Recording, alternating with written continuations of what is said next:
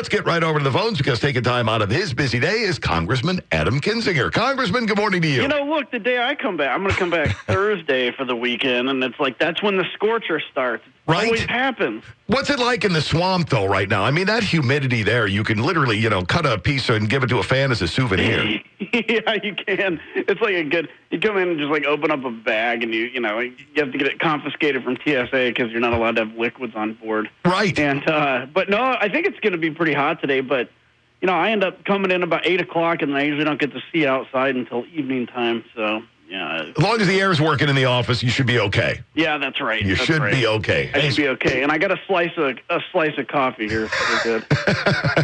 Yeah, it's commemoration of our interviews. We go with the hard stuff during these chats. Right. Hey, right. Let's have your thoughts on the Rockton chemical fire. What went on with Chemtool, and I know you've been keeping a close eye on that.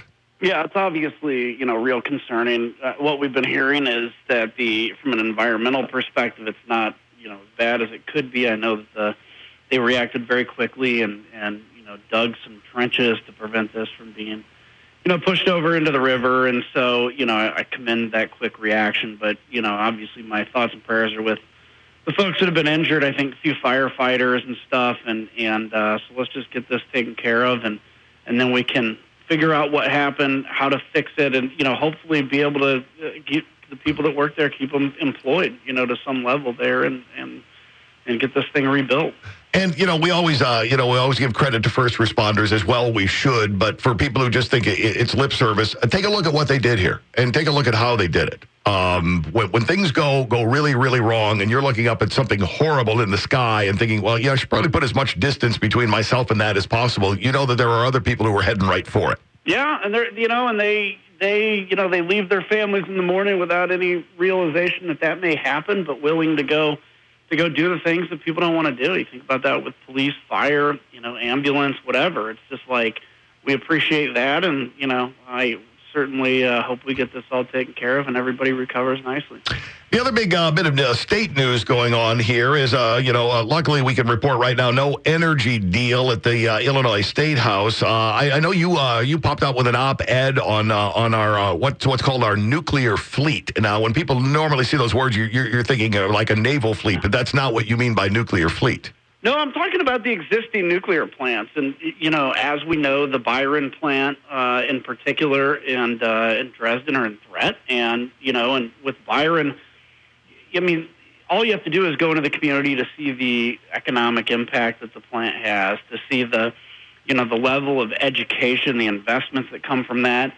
And so, what we need to do as a country, and this is what I've been working on in D.C., is to recognize the importance of nuclear plants. If you want to, have a carbon-free energy future, nuclear produces no carbon. It's the biggest baseline power for that. It's good for the economy, but then secondarily, just keep in mind, Germany, back in around 2011 after the Fukushima disaster, shut down all their nuclear plants, and that's why they're building a pipeline from Russia right now, because they need the energy from Russia. And I'll tell you, Russia uses that as a weapon. So it's the understanding that it's future nuclear, it's what's called module reactors that are on the way, but it's also the existing nuclear fleet and preserving that. And so, I've got a good bill where we're hopefully going to get through the finish line that would both give a credit to the plants for in essence, their national defense side of things, but also if they do close down, there would be some money for the community to help manage with that. But that's going to be extremely important. And unfortunately, it seems like Springfield's getting caught up with a whole lot of other stuff, even though I haven't, closely watched those negotiations day to day. But it almost looks like, we're okay, who can come up with the wildest, the most heavy-duty cutting plan that we can for getting ourselves off of carbons and onto wind, onto solar, onto other things. And this is the other big part of that. So, yes, it'd be great someday to have, windmills and solar panels for everybody. It's not realistic because, you have to look at what happens when the sun is out, a day like today. Well, you're going to produce a lot of energy. What about when there's clouds? You're going to produce less. Well, that doesn't mean that people are going to use less. So you need storage. Well, storage is a great idea, but we're nowhere near that. And so that's where natural gas comes in and things like peaker plants. And so, unfortunately, when you have kind of a religious ferocity against energy, that's not really built with any kind of realism. Yeah, that's the idea. You know, boy, wouldn't it be great if we could do that? Yeah, we can't really do it yet. Well, let's put it in play anyway. Yeah, let's just demand it's kind of the big government way of thinking. Let's just put a date out in the future where it has to happen, and we'll force it. Well, no, the free market, you know, with government incentives and incentives by consumers is what actually has been driving the reduction in carbon output by the United States. Speaking of the United States and output, there's a bill that you talked about the other day. I think people would be interested in the bill to protect manufacturing supply chains. Yeah, so this is the Made in America's Act, and we spent a lot of time really trying to make sure we got this right, because this is not going to be a messaging bill. This is going to be policy. And what this does is it creates, in essence, like the National Security Council, but for manufacturing, where there can be a recognition of, okay, what are the supply chains that are weak from a security perspective? So if you remember, right when the pandemic kicked off, China basically threatened our PPE, they threatened our pharmaceuticals, because they could. And that put us in a really bad position. So what this does is says, where is it that our supply chains are concentrated, and where is it that, we're at threat? And it would actually give a significant incentive to move back to the United States. That's the goal, to have those, whatever that critical area is, back in the United States. And the worst case of that is, there's not the market in the United States, so it comes to nearshore, so to within our hemisphere. And that'll do two things. Obviously, it's, there's no worry about our hemisphere, really shutting down PPE as an example. But secondarily, it'll help to provide economic opportunity to countries where you have a huge surge at the U.S. southern border.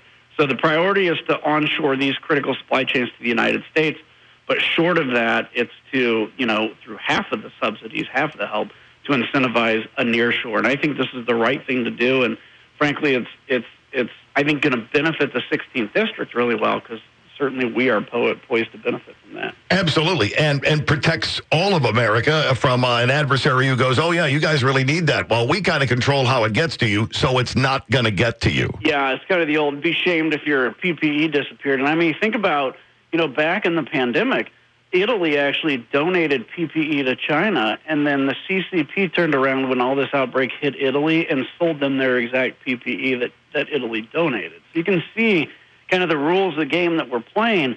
And so this is, what we can do within the context of, still free market, but recognizing that China's out there on an unfair playing field, and we got to protect our people. Speaking of adversaries, China mentioned right there, Russia. Boy, there's a lot to talk about with that this morning. We got the president sitting down with Vladimir Putin. I'm reading right now about the Russian Navy conducting massive drills off the coast of Hawaii, to where we sent Raptors to respond to it. And we've got the cyber attacks going on. It seems like the world has heated up.